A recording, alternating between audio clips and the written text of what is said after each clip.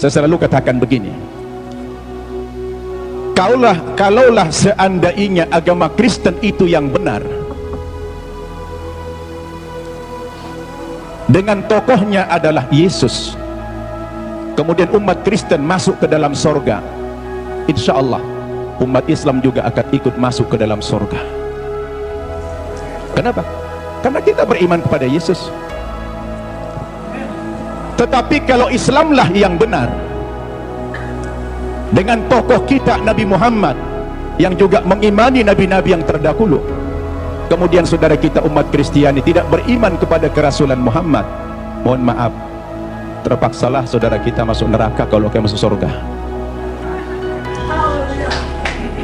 Ini untungnya menjadi umat Islam. Kenapa?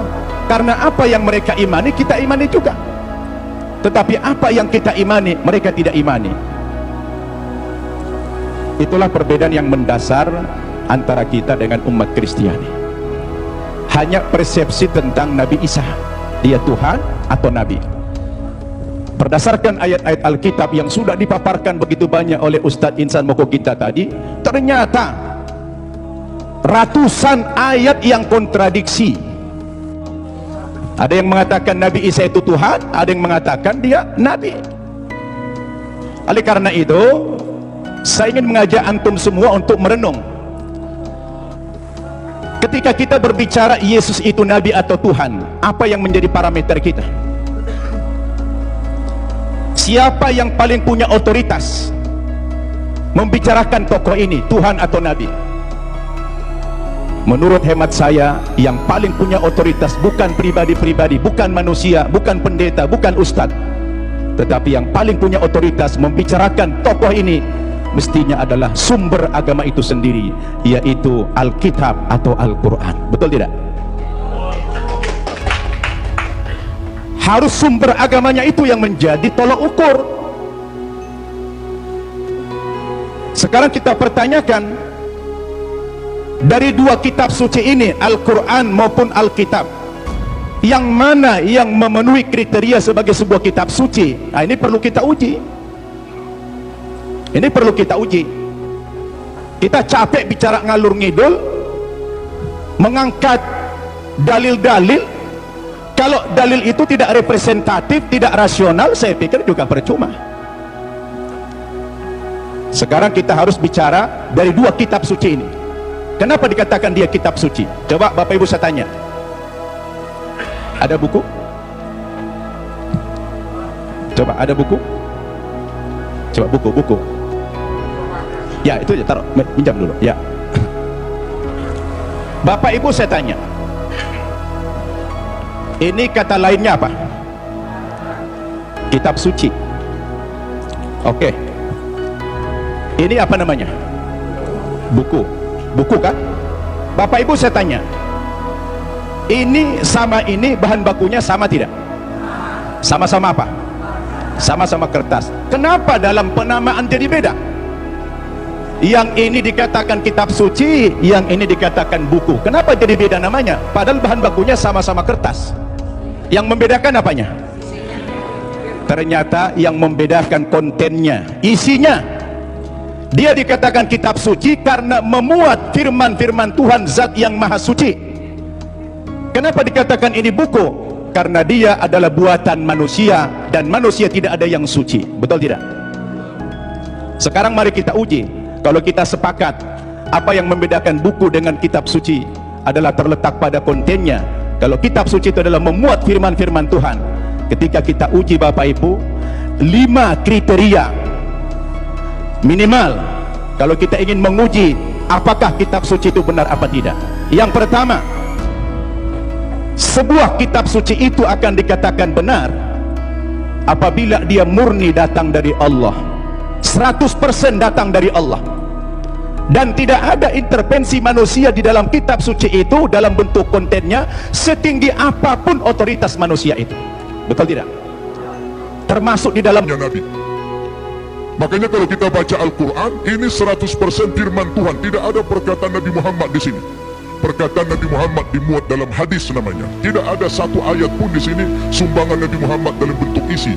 Ini adalah wahyu Tuhan 100%. Akan berbeda kalau kita baca ini Alkitab, di sini sudah tercampur. Di sini ada perkataan Tuhan, di sini ada perkataan Nabi, di sini ada perkataan Rasul Paulus, di sini ada perkataan murid-muridnya, tercampur.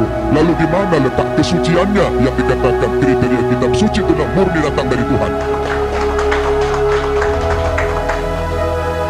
Itu satu. Yang kedua, kriteria kitab suci itu dikatakan benar apa tidak? Apabila kitab suci itu ditulis pada zaman kitab suci itu datang, yang diterima oleh Nabi yang menerima kitab suci tersebut. Saya tanya, Al-Quran kapan ditulis? Ketika Nabi Muhammad masih hidup. Dia suruh sahabat menulis Al-Quran. Karena dia tidak bisa membaca, tidak tahu menulis, dia minta bantuan sahabat menulis. Dan dia hidup sezaman dengan Nabi. Begitu selesai ditulis oleh sahabat, dikonfirmasi tulisan dengan bacaan Nabi sama apa tidak, di cross check supaya tidak terjadi manipulasi. Kenapa? Karena kitab suci itu jadi pedoman. Sekarang Alkitab kita tanya, kapan ditulis? Lalu siapa tokoh yang menerima Alkitab? Alkitab ditulis bukan pada zaman Nabi Isa masih hidup, tapi sudah sekian puluh tahun, bahkan sekian ratus tahun Yesus sudah tidak ada di dunia ini, baru ada pembukuan Alkitab. Terus bagaimana seorang penulis akan mengkonfirmasi kepada yang menerima wahyu itu? Maka kemungkinan terjadi manipulasi sangat mungkin. Sebab yang namanya wahyu itu haruslah dari Tuhan, tidak boleh dari rekayasa atau karangan manusia, betul tidak? Dua itu kriteria, dan Alkitab gugur menurut saya di sini. Yang ketiga, kriteria kebenaran sebuah kitab suci itu adalah seorang penulis wahyu secara moral haruslah orang yang jujur, terpercaya, bukan pendusta. Penulis Al-Quran adalah orang yang jujur. Sekarang penulis Alkitab, bagaimana Alkitab disandarkan kepada Yesus, disandarkan kepada Musa, disandarkan kepada Nabi yang lain, sementara sang penulis tidak pernah jumpa dengan yang menerima wahyu itu? Bagaimana? Maka gugurlah kesucian kitab tersebut. Kemudian yang keempat, kriteria kebenaran kitab suci itu adalah apabila isi kitab suci itu tidak kontradiksi, satu isi dia. Kalau sudah bertentangan satu ayat dengan ayat yang lain, lalu yang mana yang mau dipegang? Masa Tuhan menurunkan tuntunan pedoman hidup bagi manusia, tapi manusianya malah bingung. Yang ini mengatakan Yesus Tuhan, yang ini mengatakan Nabi. Loh, yang mana mau diikuti?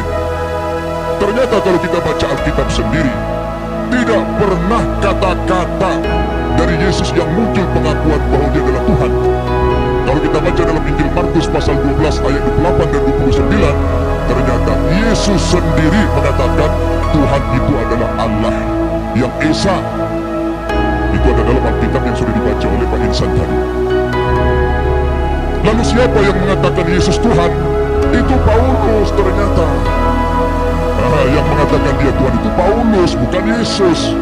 Semestinya Yesuslah yang lebih berhak mengatakan kalau dia Tuhan. Rupanya kita baca dalam Alkitab, saya tidak tahu Pak Tamu Bono sudah baca belum ya?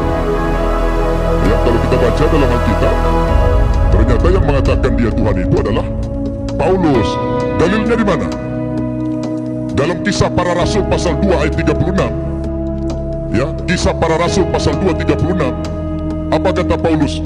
Jadi seluruh kaum Israel harus tahu dengan pasti bahwa Allah telah membuat Yesus yang kamu salibkan itu menjadi Tuhan dan Kristus. Coba. Ya, siapa yang mengatakan Yesus Tuhan? Paulus. Kemudian dalam kitab Filipi pasal 2 ayat 11. Dan segala lidah mengaku Yesus Kristus adalah Tuhan bagi kemuliaan Allah Bapa. Nah, dia yang mengatakan itu Paulus. Sekarang timbul pertanyaan, Paulus itu siapa? Paulus itu bukan muridnya Yesus, bukan sahabatnya Yesus, bukan pengikut Yesus, tapi Paulus itu adalah musuhnya Yesus. Nah ini dia. Dan saya baca dalam Alkitab, ternyata aktor pendiri agama Kristen itu memang bukan Yesus. Yesus tidak pernah membawa agama Kristen. Yang mengatakan kata-kata Kristen itu adalah Paulus dalam Kisah Para Rasul pasal 11 ayat 5. Ketika dia mengajar di Antioquia lah pertama kali murid-murid itu dipanggil sebagai Kristen. Kristen artinya pengikut Kristus. Kristus artinya adalah juru selamat atau Al-Masih dalam Islam. Jadi Bapak Ibu yang saya muliakan, ini yang perlu kita jadikan sebagai alat ukur apakah Yesus Tuhan atau tidak. Kalau sudah kembali kepada Alkitab, saya pikir jelas semuanya. Maka kembali kepada kriteria yang